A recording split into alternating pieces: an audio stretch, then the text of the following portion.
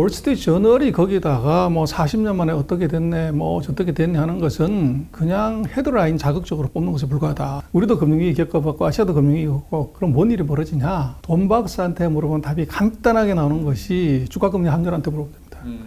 주가금리 환율이 어떻게 가느냐를 보면 금융위기인지 올 것인지 안 올 것인지 알 수가 있는데 우리나라 언론에도 많이 보도되지만 중국 40년 호황 끝났다. 그래서 뉴욕타임즈보다 더 센 게 월스트리트 저널이잖아요. 이제 난리 났다 이렇게 얘기를 하는데 제가 볼 때는 중국 경제 위기는 월스트리트 저널한테 물어보면 안 되고 전 박사하고 머스크한테 물어봐야 됩니다. 그 전 박사라고 그래서 앨런 머스크요.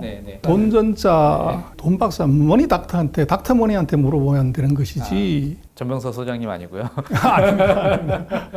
중국이 끝났다고 하고 위기다. 최근에 보면은 바이든 대통령이 지금 시한폭탄이고 지금 그렇다고 하면 정말 끝났다고 하면요 간단해요. 끝났는지 안 끝났는지 보려면 세 가지 보면 됩니다. 우리도 금융위기 겪어봤고 아시아도 금융위기 겪고 그럼 뭔 일이 벌어지냐? 돈 박사한테 물어보면 답이 간단하게 나오는 것이 주가금리 환율한테 물어보면 됩니다.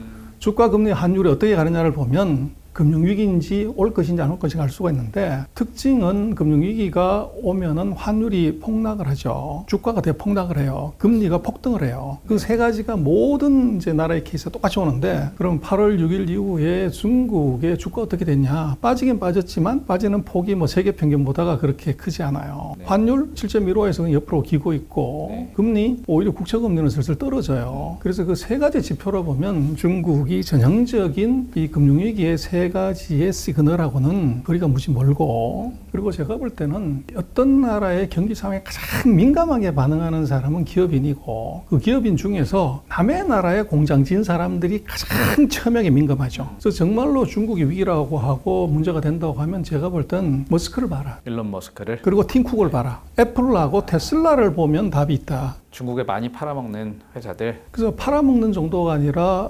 테슬라는 샹하이에다가 전기차 공장 100만 대라고 세계에서 제일 큰 공장이에요. 그걸 거기 지었고 애플은 자기네 공장 물건 만드는 게 전부 80% 중국에서 만들잖아요. 그럼 중국에서 공장 빼야 되는 거죠. 전기차 공장 빼야 된다고요. 세계 자동차의 원조 할매격인 것이 GM하고 포드지 않습니까? GM 포드가 중국에 공장 지어서 있는데 제가 볼 때는 딴 얘기 하지 말고 GM 포드, 테슬라, 애플이 공장 빼면 중국 끝났다. 근데 그게 아니고 월스트리트 저널이 거기다가 뭐 40년 만에 어떻게 됐네, 뭐 어떻게 됐네 하는 것은 그냥 헤드라인 자극적으로 뽑는 것에 불과하다.